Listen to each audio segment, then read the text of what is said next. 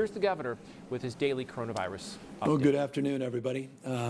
Thank you for the privilege of your time, the opportunity to catch up on where we are as a state related to our response to COVID-19 and where we are going. Yesterday, I laid out in a comprehensive presentation some of the trend lines that are becoming headlines, not just here in the state of California, but all across the nation in terms of the total number of positive cases, total number of hospitalizations, ICU patients, and the like. We talked about the imperative of taking personal responsibility to wear a face mask, to practice physical distancing, social distancing. We talked about the imperative to meet this moment head on so we can mitigate the worst effects of this virus and work our way through this first phase. We reinforced that we are still in the first wave of this pandemic. We are not in the second wave. We've been successful in the state of California of bending that curve. I'll get to that in a moment, but we have stretched it out. We have elongated it, and that's what we're experiencing here today. The purpose of today, of course, is to update you on our daily tallies as well and give you the latest numbers. As you can see from this slide, a slide that's become familiar for those that have taken the time to watch these presentations, this slide represents the total number of tests and the positivity rate here in the state of California. Again, positivity rate is the number of people, the percentage of people that tested positive that were tested in the state. The first 14 days, and the two numbers you see on the slide, 40.8% and 5.1%, represent the first 14-day cohort of positivity. Again, most of the people in the beginning of this pandemic that went to seek testing were symptomatic. So it's not surprising those numbers in the beginning of this pandemic were so high. The blue bar you see represented on the slide of the total number of tests. So we have significantly increased the ramp of testing, and you've seen a significant decrease in the positivity rate. But I reminded you yesterday, I'll remind you again today, point of caution. The positivity rate has begun to increase over the course of the last few weeks. It's 5.1% now positivity rate over the last 14 days. What I'm not sharing in terms of a slide, but want to share with you in a transparent way, is a 5.6% positivity rate in the last 7 days. So this slide represents the last 14 days, but the positivity rate is north of the 5.1%, again, 5.6% in the last 7 days.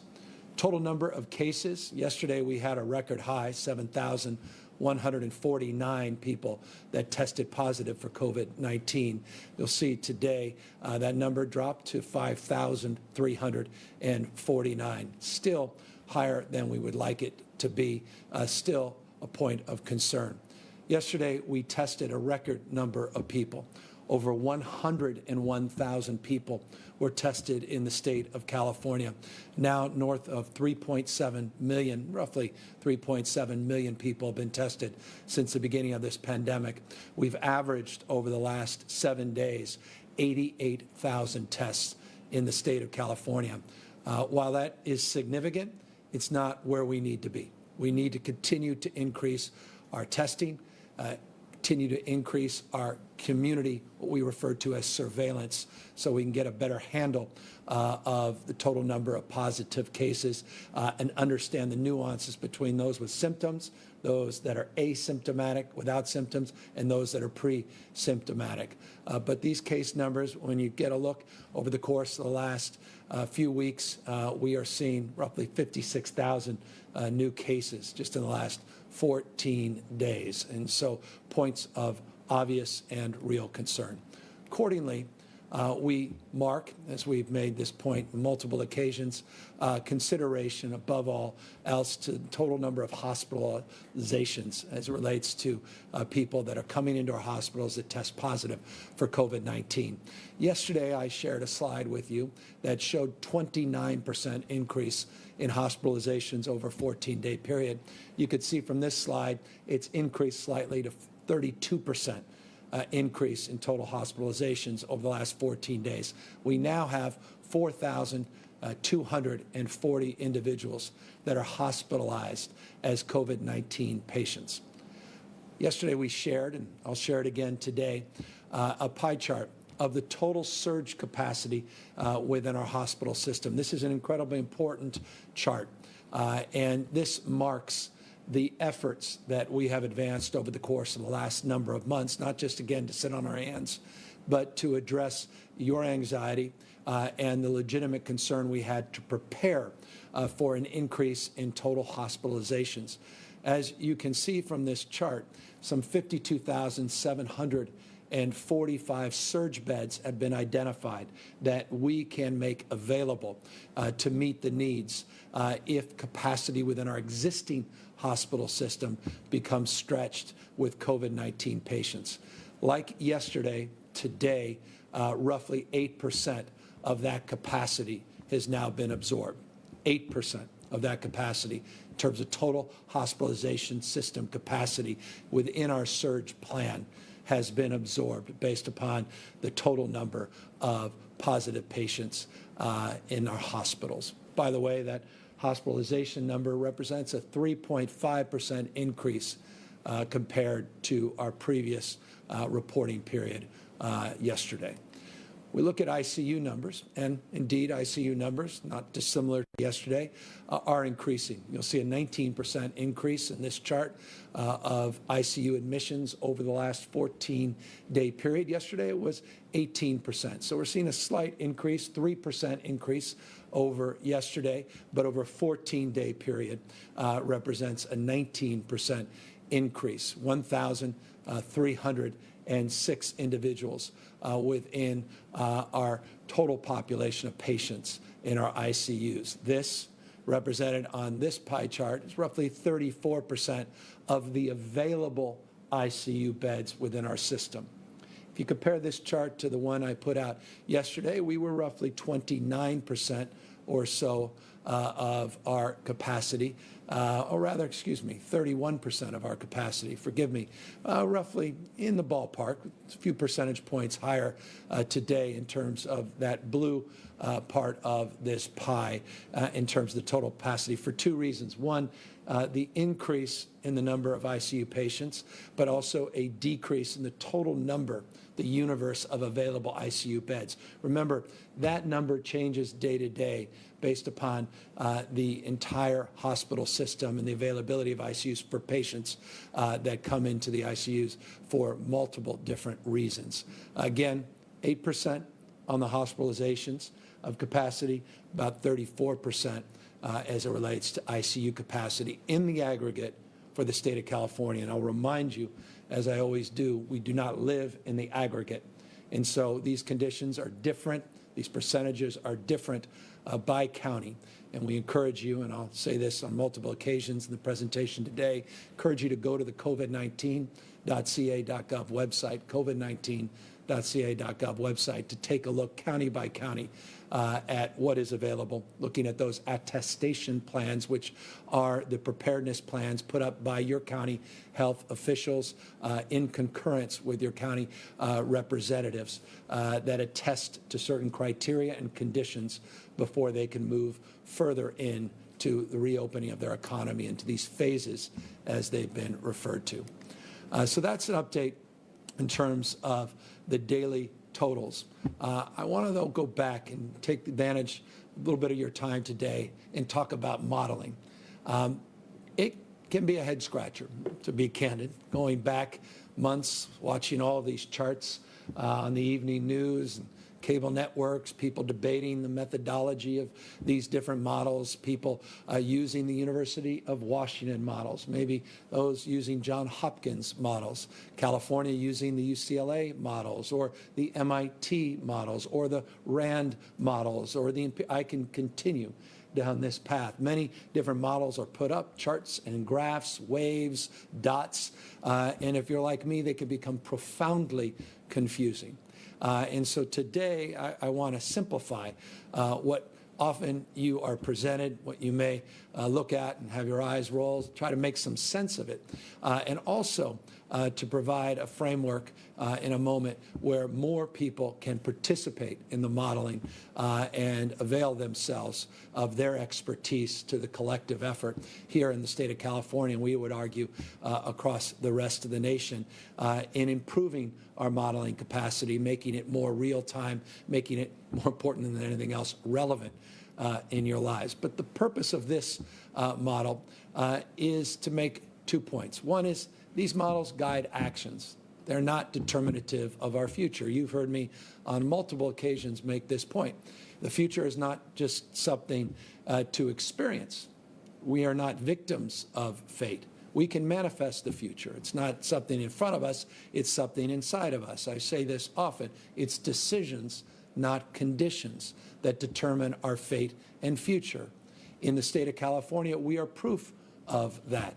You see this, one of the original models that was put out many, many months ago, very simple model that talked about no intervention, meaning you just rolled out of bed. We all just went along with whatever was thrown at us. And without any intervention, the expectation and the reality, as you've experienced in some states, that there would be a large surge or a significant increase in the surge of transmissions of the virus, and as a consequence, a big impact on the hospital care delivery system, on the healthcare delivery system. Interventions, what we refer to in technical terms as non-pharmaceutical interventions like stay-at-home orders, practicing social distancing, physical distancing, wearing a face mask, allowed us to prepare, protect, and promote, as we put on this slide, a different outcome. And as a consequence, because of the interventions here in the state of California, we were able to mitigate that curve, and we never experienced that sharp increase.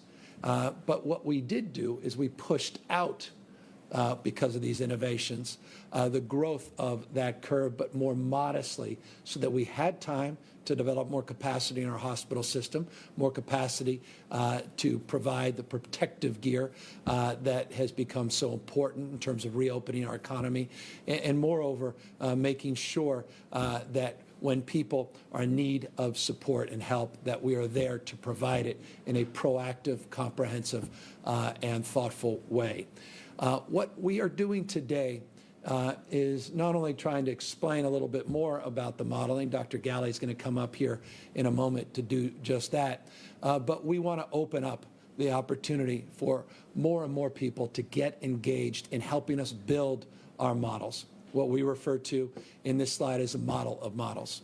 You'll see that we currently have on our covid19.ca.gov website, and I encourage you to take a look at this site, and you'll see specifically, if you want to just go directly to the slide that I'm referring, go to CalCat, C-A-L-C-A-T, covid19.ca.gov. But this CalCat allows you the tool to get access to our models, these nowcast models, these forecast models, and then these larger models that run, frankly, just scenarios of planning. Dr. Galley is going to come up in a moment and explain a little bit of what forecast versus nowcast modeling means and how we've stacked all of these different models that I referenced just a moment ago together, and we've made them available on this site. But what we want to do today is something much more robust and significant, and that is we want to open up our site to netizens, as it's often referred to, of citizen scientists, people that are out there doing coding every single day. We want to give them access through an open source platform to all of the available data that we have, that I have, that our health professionals have, in a way that we don't believe has been done anywhere else in the United States. This is a deep dive for transparency and openness. This is a new resource that we're making available today. This open source resource is available at github.com/gov. You'll see at State of California, you'll see it on the screen there. We're making available the capacity for people to participate and help build our modeling capacity. Because one thing we recognize is the limitlessness of the capacity of expertise and talent that resides throughout the state of California, throughout the United States, and for that matter, throughout the rest of the world. The information that we're now making available is exactly the information we make available to county health officials. And see, information that guides the incredible work that Mike Wilkenine and DJ Patel have been doing on our team, these data expertise, the data expertise that they provide, second to none. It's the kind of work that they do every single day, where now we're opening up to all of you. We're opening up to mathematicians. We're opening up to people that are experts in AI, and opening up to our researchers and our scientists and our Nobel laureates and our partners across the spectrum, including, again, citizens that just have an expertise that hasn't been tapped, they haven't been asked, or they haven't availed themselves to the opportunity to engage. This goes beyond flat files, goes beyond, forgive me, APIs and these simple protocols. We're doing something much more dynamic, something much more interactive, something that could truly bring to life a visualization of this data in a much more timely way. It's rather simple. We want to make the modeling more purposeful. We want to make it more efficacious. We want to make it more meaningful. We want it to promote a different outcome by promoting a different consciousness and ultimately promoting a different behavior. And, dare I say this, we want to back up the health professionals, because this is the data they use that guide their decision-making. And often that decision-making is questioned by pundits, some for good reasons, some for more mischievous reasons, more of an ideological argument or frame. We want to put all this out there, and we want it tested, and we want it challenged. And we recognize there's a reason this is not always done, is it will be tested and it will be challenged. And I think you deserve that, and I think we have a responsibility to advance that paradigm, that value, and that protocol. It's all about collaboration. It's all about engaging expertise. And as I say, many, many occasions, expertise can be found anywhere and everywhere, given the opportunity. And I think we've now afforded that opportunity. I think we're going to see some really dynamic and exciting things come from these new protocols and this new opportunity to engage in these new tools and ultimately help us engage in making protocols and process that help inform our guidelines and protocols and procedures, but more importantly, to encourage better individual behavior to back up the assertions that many are making about the critical nature of wearing face masks and continuing the social distancing and physical distancing required at this moment. Let me no longer belabor this. Let me now ask Dr. Galley to come up and make a little bit more sense of what these models may do, what they mean for you, for our decision making, and again, how all of you can participate now in helping us inform our next steps in this pandemic. Dr. Galley?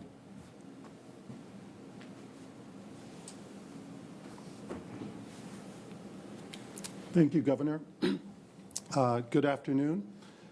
I want to take a few minutes to talk about the three different functionalities or real benefits of the CalCat tool that we're announcing today. Real opportunity to get information that I've been using here with our team in California for months to guide some of the decisions at the state level. The exciting opportunity today is to not just have statewide information, but as we've built our understanding of the different models that you heard the governor mention from across the nation, to be able to use those at a much more local county level.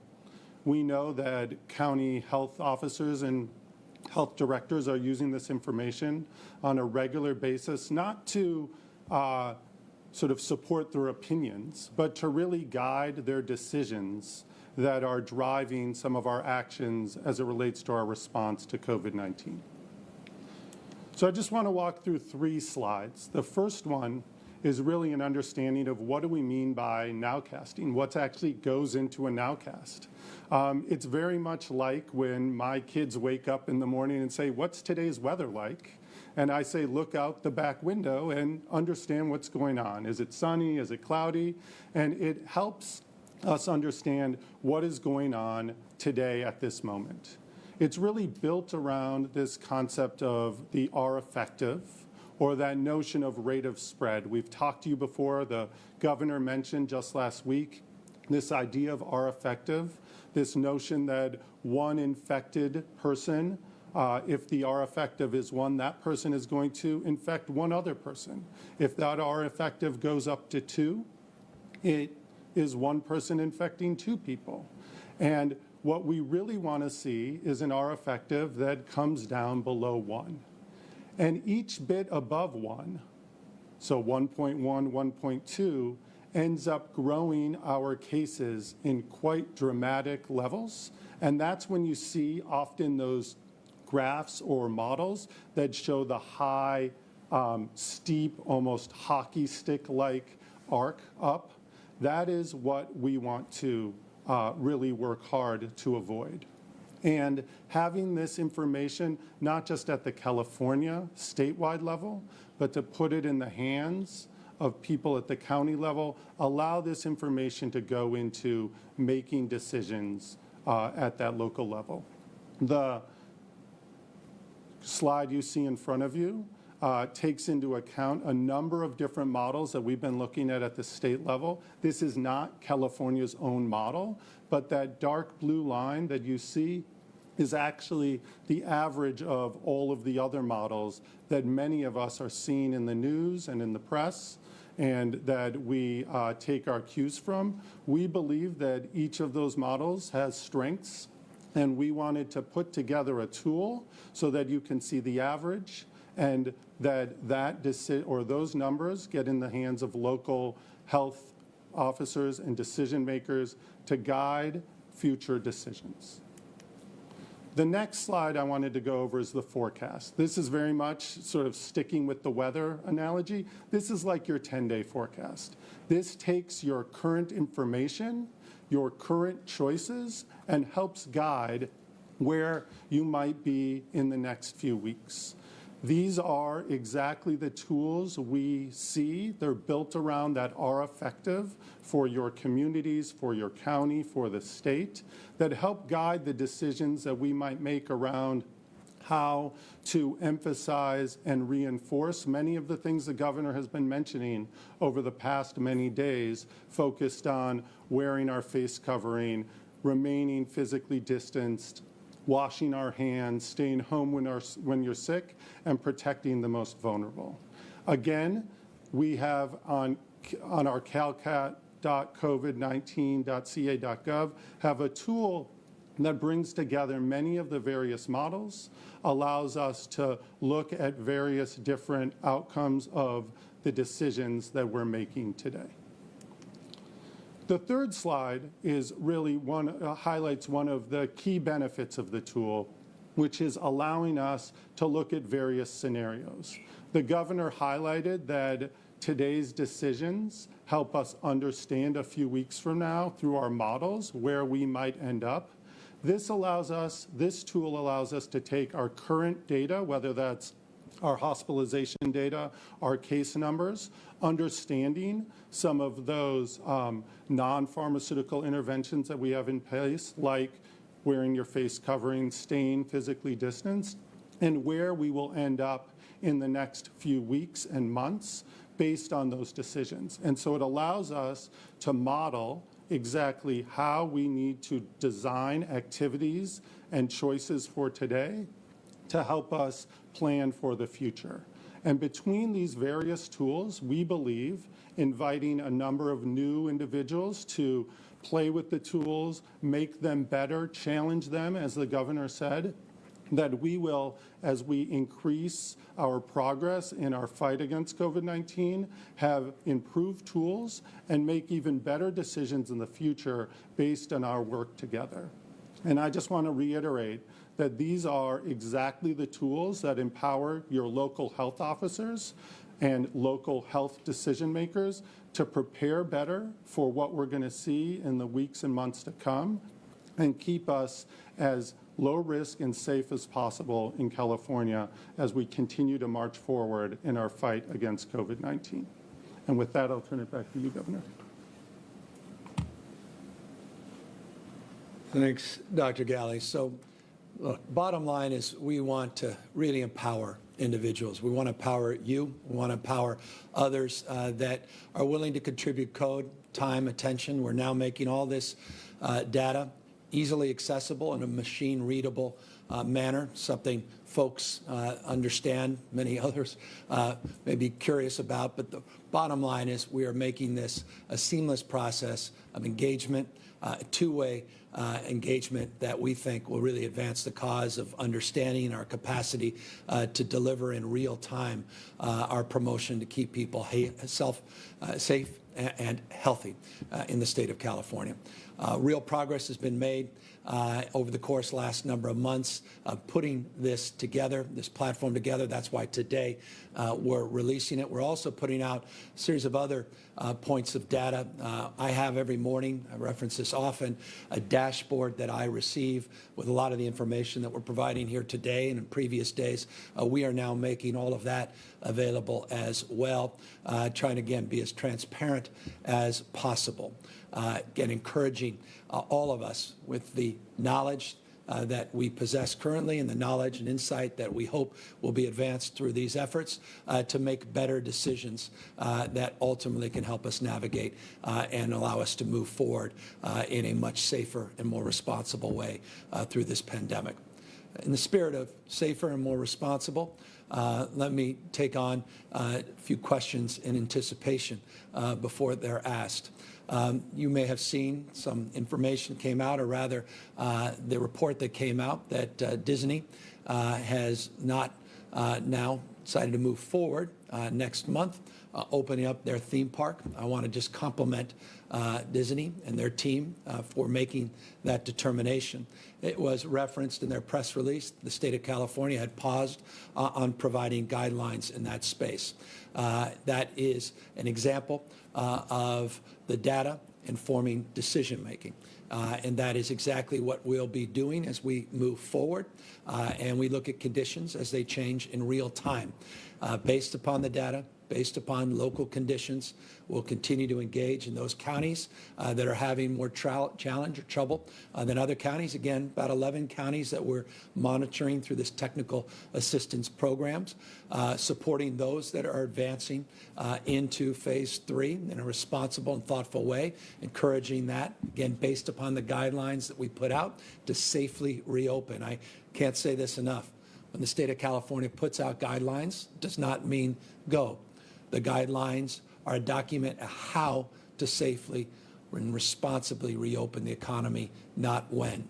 We empower local decision making, as is the case in California, a nation state, as we often refer to it. State is population. It's larger than 21 states combined. We recognize that we have conditions that are very distinct in different parts of the state. And as a consequence, we want to empower local leadership to make informed decisions, but we also want that information to be made public.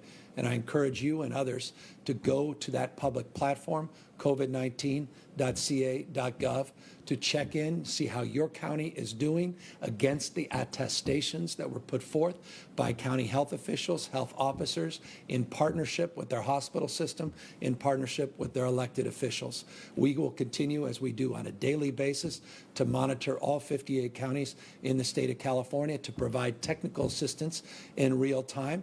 And to the extent we're making progress, we'll continue to move forward, not backwards, in a thoughtful way. To the extent we do not see progress being made and we're not advancing the cause of public health and public safety, then we certainly reserve the right to put a pause in terms of advancing into the subsequent phase. And of course, we reserve the right always with the dimmer switch that many of you have watched these presentations are quite familiar with. We have the capacity and ability to toggle back in terms of the stay-at-home order and the guidance that we put out. So that's an update on where we are. I just want to again thank DJ and Mike for their incredible work and the team they put together. These are the folks that rarely get any recognition. In fact, not rarely, they never get recognition. These are the folks behind the scenes crunching all the data day in and day out. They're the ones that know most about what's coming next. And I just want to compliment them for really pushing us in this direction and wanting to empower you, not just the elected officials and health officials, but empower all of you in terms of unleashing your capacity to, in real time, help inform our efforts to advance the cause, again, of public health and public safety in this state. We hope others will consider doing something similar along these lines with this machine-readable data. And we look at this as a playground of sorts for those that love to code, playground for those that love to mix and match data. And again, the purpose is to make it all understandable to you at the end of the day and much easier to digest. That's the purpose of this slide that we have up, so you can simply download that information and guide your decision making day in and day out. I cannot impress upon you more. The most important decision you can make is when you're out and about in the public. Please, we have a mandate in the state of California to wear a face covering. We encourage you to do that. And we believe that can have a profound impact on slowing the spread, protecting you, protecting others, and sending a message of the seriousness of this virus. We encourage you, as always, to practice physical distancing. If you're going to enter into a crowd, please wear a mask. But first and foremost, we ask you, why are you entering a crowd? And we encourage you, if you do, to do your best to physically distance from strangers and others that you haven't been mixing with in the past. As always, wash your hands, use common sense and hygiene. Answer the call. You'll see that on this list, because that call may be from a health professional, one of these cohorts of individuals that we have been training on our contact tracing platform that may be calling you, that will provide confidential conversation and information that you can provide in a confidential manner that will help us mitigate the spread. Talk about people you may have come into contact with. Contact tracing's been used for decades. It's tried and true. It mitigates the spread of disease, not just COVID-19, but of other disease. And we want to encourage people to take those calls if indeed they receive one of those calls. And as always, the most important call is call for clarity and conviction on this point. If you're a senior or you have an underlying medical condition, please, please do your best to stay at home and protect yourself. The most vulnerable remain our seniors in this pandemic and people with underlying conditions. We can never say that enough. And of course, I wanted to reinforce that here on this slide as we need to remind everybody the power and potency of our individual decision making. It is not just government that will determine that fate. Again, it is individuals, the sum total of individual acts in the aggregate that will slow this spread, will mitigate the transmission of this disease, and ultimately allow us to move forward in a much more responsible way, ultimately to get to that place we all look forward to, and that is with immunization and with COVID-19 in the history books. With that, I'm now happy to answer any questions. Taryn Luna, LA Times. Governor, one of the early goals in your 6 indicators for reopening was the ability to contain the virus. And so the data the state is using seems to be delayed, like hospitalization. People aren't hospitalized till a little while after they've been infected, so after the point of infection. And positivity rates, again, are people who are only opting to get tested, so aren't a true sample of community spread. And now we're hearing that counties are having trouble contact tracing everyone who tests positive. So how is the state containing the virus and stopping outbreaks? We've averaged 88,000 tests a day. I don't know many states that can lay claim to that. We have a responsibility to do more. I want to make that clear. We tested over 101,000 people yesterday. A few months ago, we were testing less than 2,000 people a day. So we're getting a better handle on understanding community spread. But you're absolutely right. We have a responsibility to do more. We want to encourage Congress, encourage the President and others to help support that effort at a federal level as we scale our testing. 3.7 million tests. We certainly have a responsibility to increase not only the total number of tests, but who we test and how we test. And what I mean by who and how is to make sure that we are testing our diverse communities, and how I mean that we encourage people that are in high-risk situations to get multiple tests, not just to be tested one time and feel relieved by perhaps a negative test, but to encourage people to continue to be tested if they indeed put themselves in a position where they're vulnerable to contacting COVID-19. As it relates to contact tracers, you're right. We made a commitment to you and others that we would train up to 10,000 contact tracers in the state. We announced that a number of weeks ago. We announced a partnership with UCLA and UCSF to help us with that training. They have done a magnificent job. Their expertise is legendary, and that tracing training continues. We have a cohort of existing contact tracers in many counties, and you're right to note, not in every county is that cohort as robust.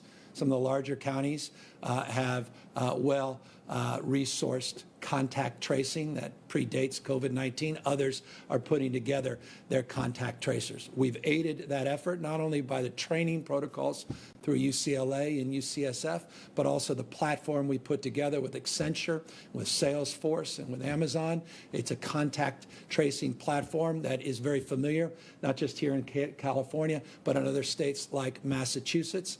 I noted on a slide yesterday how many counties now are already participating in that platform. 5 more joined us yesterday. Many more will join over the course of the next few weeks. We're well on our way to coming close or exceeding. We'll see where we are in the next week of reaching our first phase goal of 10,000 as cohort trained as contact tracers, and we'll continue to do more to advance even more training opportunities. And as you know well, we have now encouraged through HR in the state of California to identify a cohort of state employees that we can train so that we have true representation and distribution of contact tracers throughout the state of California and can meet that goal. As it relates to mitigating the spread, look, we're at 5.1% positivity rate over the course of the last 14 days. That positivity rate has gone up. It is certainly below the 8% that we prescribed as it relates to some of the attestations in some of the counties. It is an obvious cause of concern, and I have made that crystal clear today, yesterday. I've made that point on multiple occasions, and we're monitoring that in real time. There were 6 indicators around testing, contact tracing, protecting vulnerable communities more broadly defined than just those in skilled nursing facilities, but also those in congregate facilities, including our homeless, including people in custody. We, of course, need to do more on therapeutics, another indicator, but I'm very pleased we have a remarkable team of advisors in the therapeutic space, and we continue to be very hopeful about therapeutics beyond just remdesivir, other therapeutics that are entering into the discussion, into people's consciousness. Another indicator that we're advancing. Another indicator, of course, is the ability to toggle back. I talked about the dimmer switch just a moment ago, ability to pause. I talked about what Disney rightfully just did, and why we're very grateful for their recognition of the current growth in the total number of positive contacts. So, look, we are working through this, but nothing is more important than you and others to practice the kind of physical distancing and face coverings that can truly help guide and advance the effort of working through this in a way that can truly mitigate the spread as we have reopened our economy.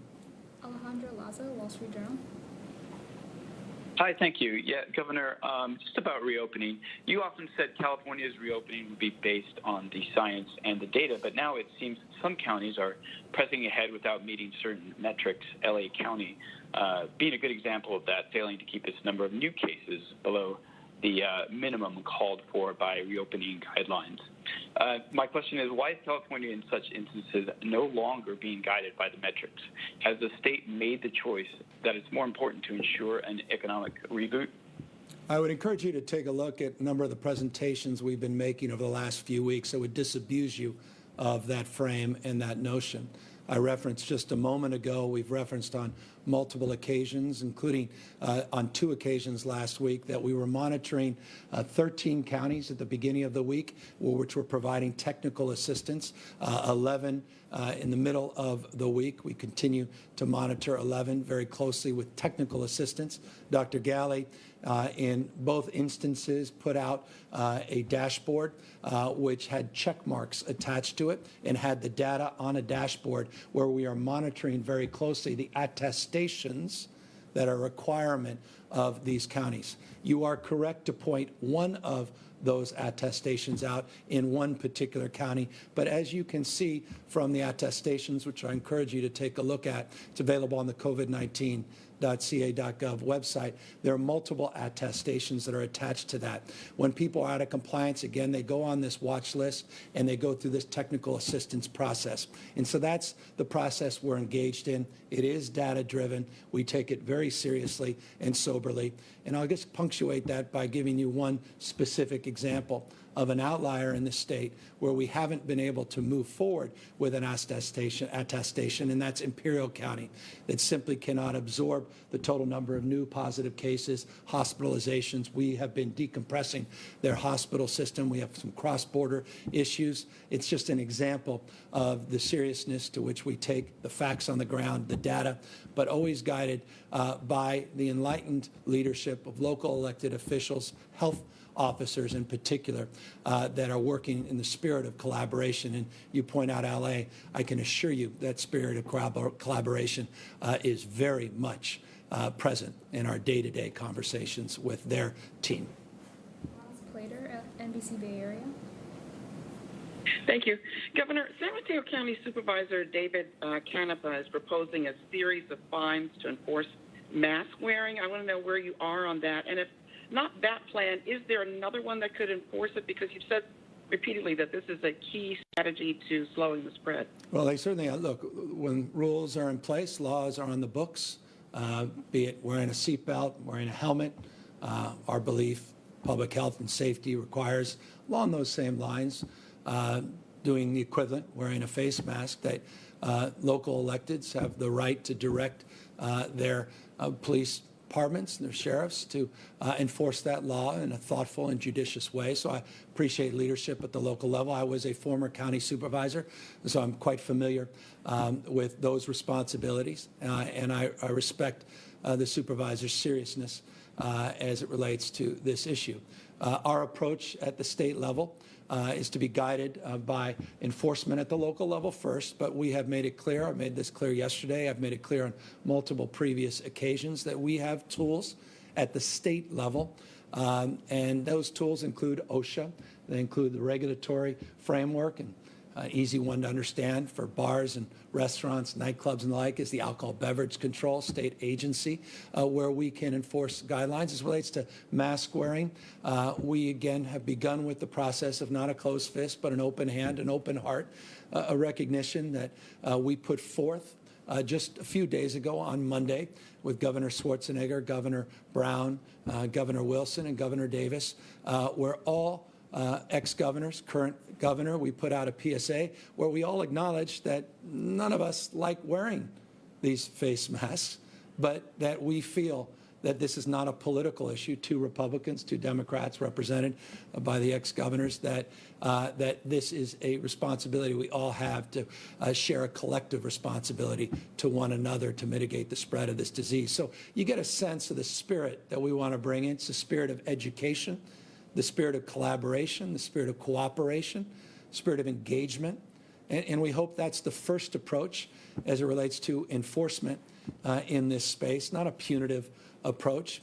And so I recognize this is a new mandate, and I recognize the difficulty of often enforcing many different rules and regulations. And let's just use an example of just forcing people jaywalking.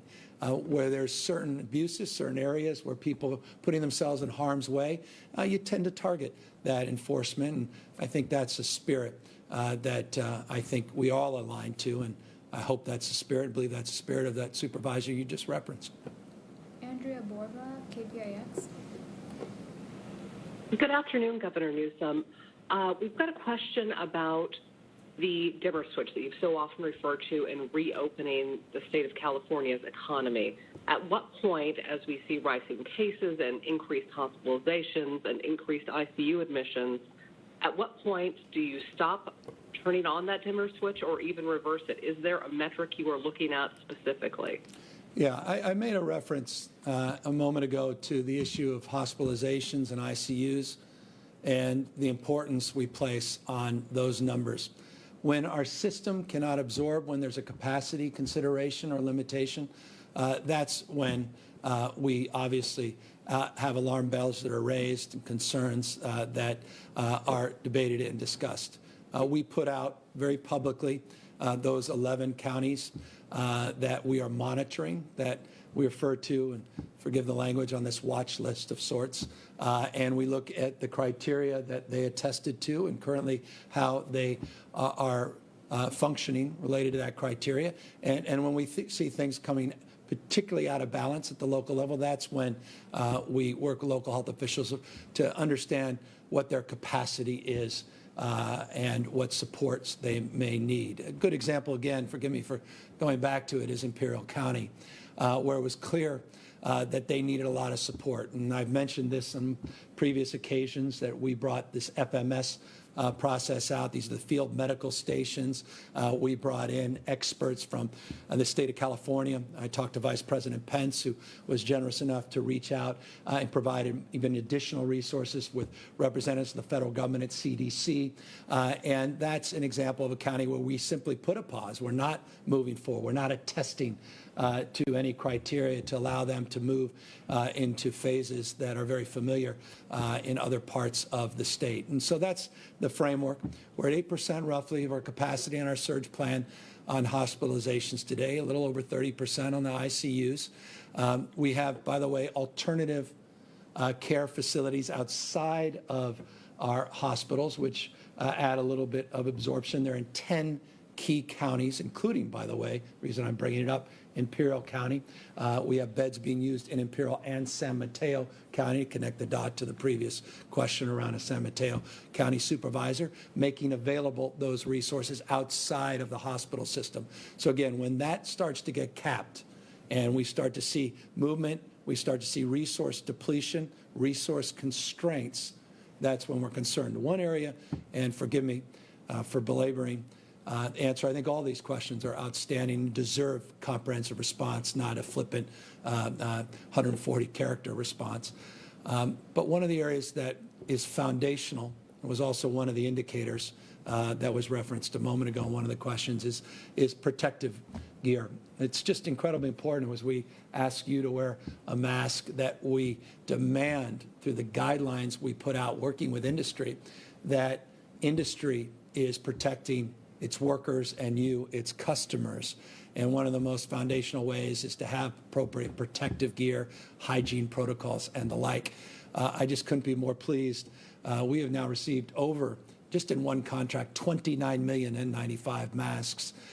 We have over 200 million, close to $250 million to be exact, 241.2 million procedure masks in our inventory, $250 million procedure masks now in our inventory. We're getting those out. They come in, trying to get them out, tens of millions of these masks going out in every sector of our economy, making them available, including to other states, as I referenced yesterday, 14 million to Arizona. That also is foundational in terms of our ability to continue with safely modifying our stay-at-home order. Kathleen Renane, AP. Hi, Governor. I want to go back to the data portal that you announced earlier. So how do you think making this data public will change the trajectory of the virus in California? Is part of this an effort to make sure that counties are all operating on the same on the same page? And then will the state be able to compile sufficient data from contact tracers to really be able to drill down on what sectors or activities are causing the increased community transmission? Yeah, both outstanding questions. And to the latter part of your question, the answer is that's the point of the platform that we have. And the platform we are now organizing with all 58 counties to get everybody on that same platform. So we're sharing information in real time back and forth about it, county by county. But that's the spirit of the answer to the first part of your question of exactly why we're doing this open source platform, why we have this data now made available in a machine readable way, why we want to empower coders to participate and support in our modeling efforts is to create a more granular understanding of data exactly at the county level.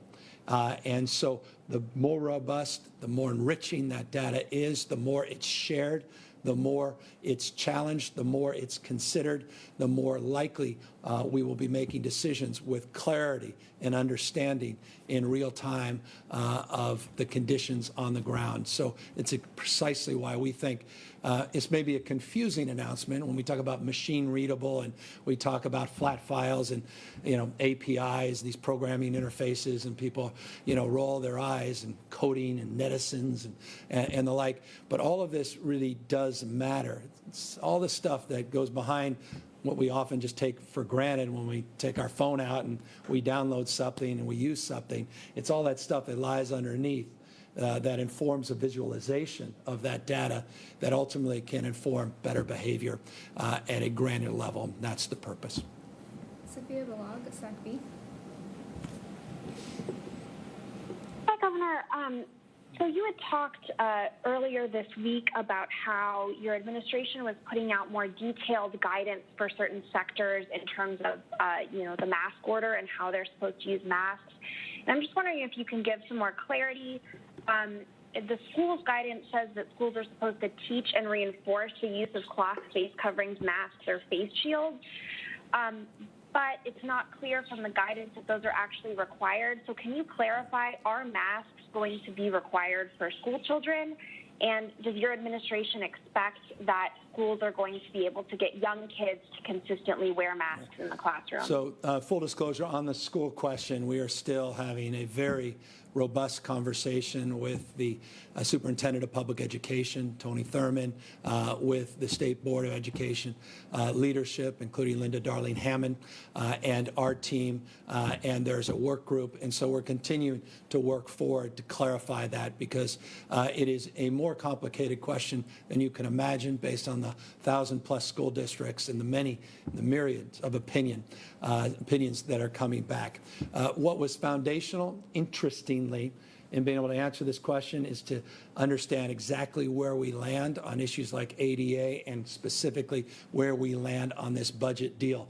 Forgive me for talking in insider terms, but once we have clarity, once that vote is cast, once people have a real specific sense on the language, that has become an issue that will help us unlock and inform the next steps on the mask wearing requirements. So we're looking forward to get those out as soon as we possibly can and making sure that we do our best to get as many people as we can on the same page. Laurel Rosenhall, Cal Matters.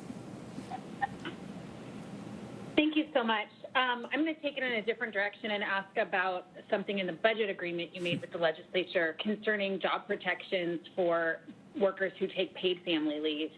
The chamber has put this on its job killer list. It's something that the legislature hasn't passed or has rejected in the past when it's been introduced, but I understand that it was a priority for you. I'm just wondering, given the fragile nature of the economy right now, if you think why you think this is the right time to require these job protections. Well, if you support contact tracing, and the purpose of contact tracing is to isolate an individual, potentially quarantine an individual, that has huge economic consequence on that individual.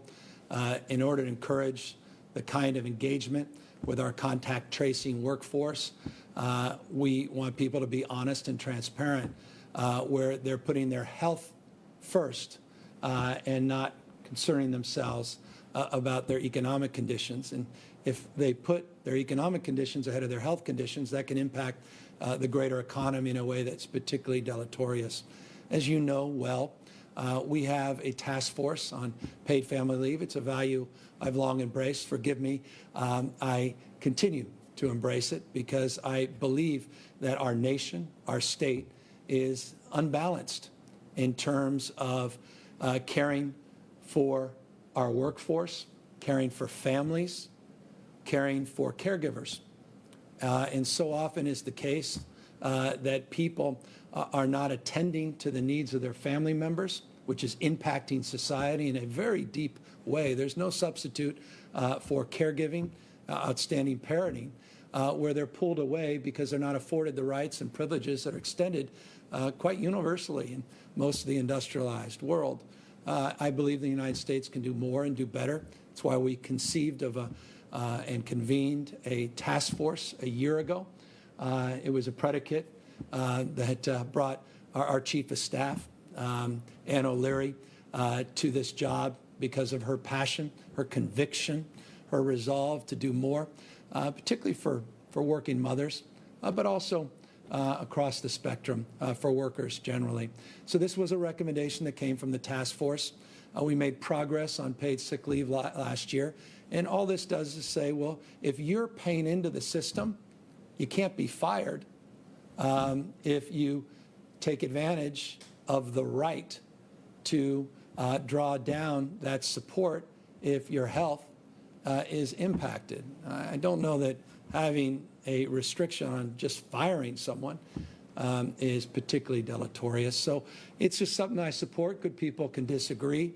There are a lot of things that we're doing for small business, and I don't think I need to remind you, but that's my background.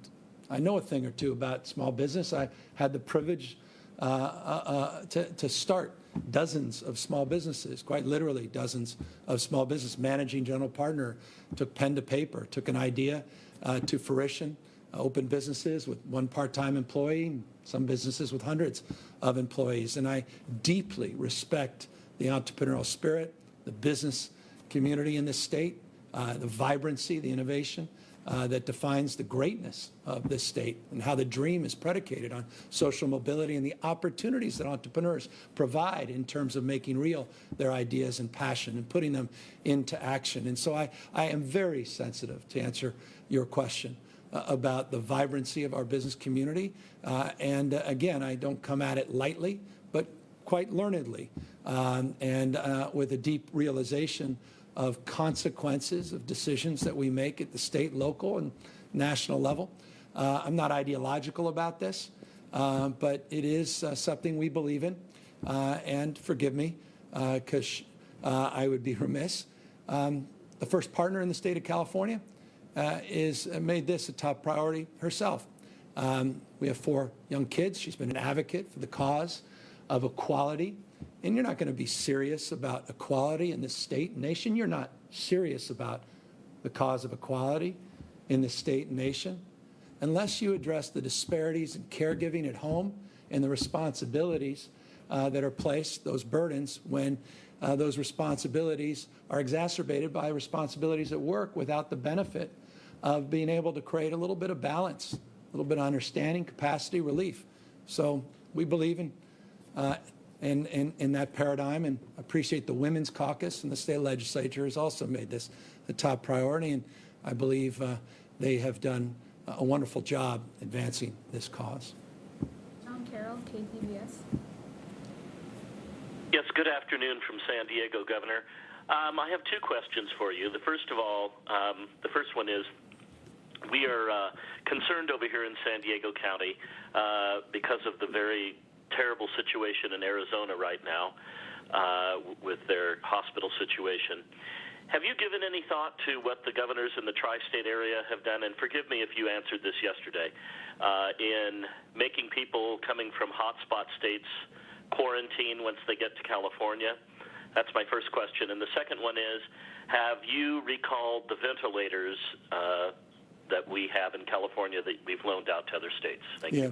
Thank you for the questions. We have over 11,000 ventilators in our hospital system and in our cash. And my understanding, let me get back. I think the vast majority, there may be a ventilator or two still out there, but the vast majority of those ventilators are now back in the state of California. And we continue to work with the hospital system that's been able to draw down and procure more ventilators within their system, separate from the state. And the state continues to do what we can to find more and more ventilators. Interestingly, and forgive me for adding this level of nuance and detail to your simple question, we had a call, a governor's only call with the vice president just a few days ago, and many governors requested an update on the national stockpile and the efforts of the current administration and FEMA to procure more ventilators, including those that were being produced by GM and others.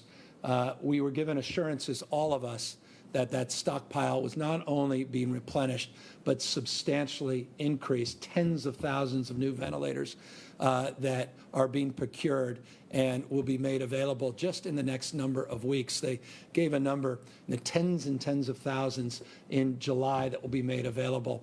And I think that's important in terms of the broader national implications in terms of its and that availability.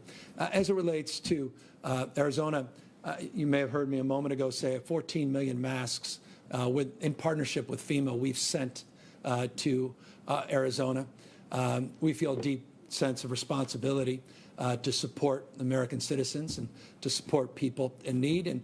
And I would expect nothing less from that state if we were in a circumstance where some of that protective gear was necessary and important. Again, it's another reason why I just couldn't be more pleased that we've been able to fulfill our commitments with these large orders of procedure and surgical masks as well as N95 masks to be in a position to be able to do that. As it relates to your specific question around quarantine individuals, we don't at this time, we don't believe at this time that that is necessary. That said, I want to make this crystal clear. It's been the case in the past, because this question has been asked not just yesterday, but months ago, that when you do come into the state of California, you're responsible to to advance the rules within the state, meaning when you come into the state of California, you have to wear a face mask.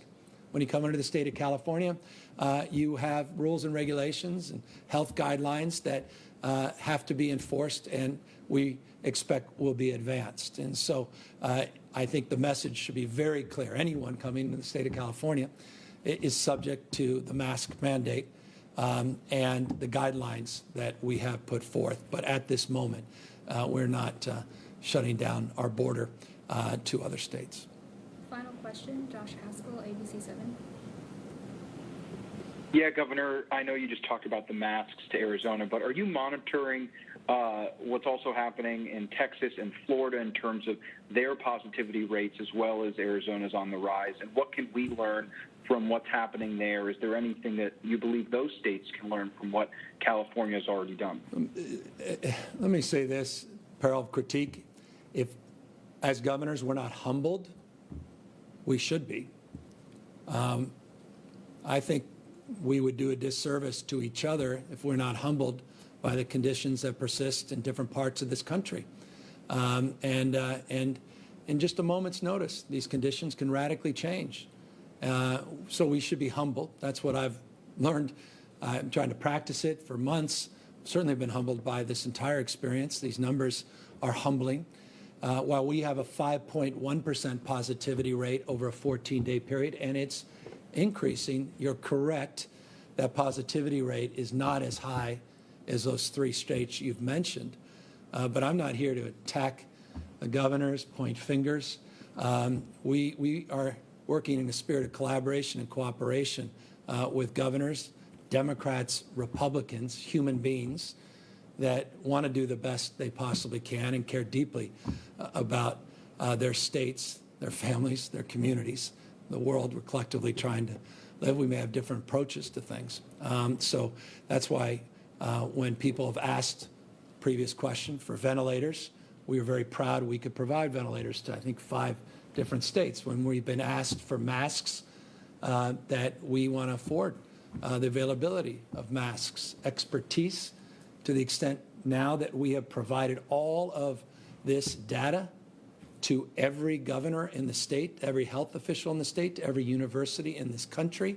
That is in the spirit of trying to be open, transparent, and more importantly, connected to a collective cause. And that's the cause of ending COVID-19 in the United States of America. Many states, but one extraordinary vision and nation. And so we are all about forming and advancing the cause of a more perfect union. And I feel deeply, deeply empathetic to those governors that are struggling at this moment.